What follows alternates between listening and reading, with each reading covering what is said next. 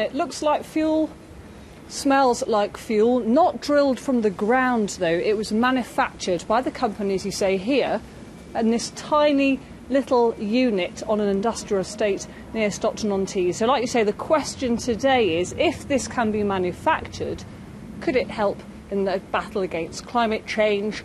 Could it be helped to solve the world's fuel crisis? Let me show you very quickly how it's made.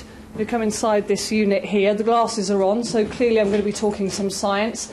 This is methanol in this tank here, which the company has manufactured. It's mixed with something called DME, which is an alternative to diesel that is used to fuel things like public transport in places like Sweden. It's then distilled, and this is where the fuel comes out of this tank here. Let's speak now to the chief executive of the company here, Peter Harrison. Efficiency. This is what the scientists are asking today. As we heard a minute ago, it sounds too good to be true. So how long does it take to, say, make a litre of this fuel? The unit we have here is a demonstration facility.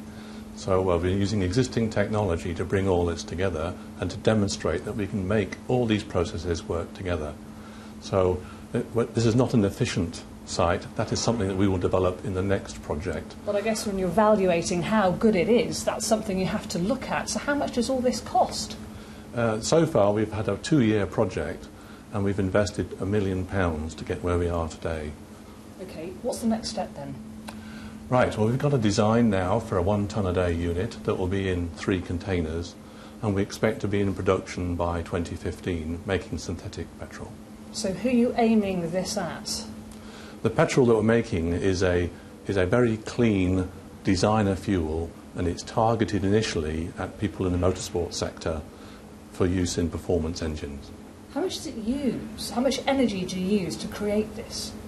Well, petrol is a highly energy concentrated product, and so we're going to be using renewable energy and capturing that to put into our product. And capturing it, that's the key thing, isn't it? It's all about capturing this energy. Yes, it's an energy store process which is carbon neutral and can fight the climate change issues. OK, Peter, thank you very much for explaining that to us here today. So we may be a long way off yet before we start putting this in our cars, but clearly what they are saying on Teesside today is this isn't production, it's demonstration. So let's try and use what we have created here to perhaps solve energy problems in the future.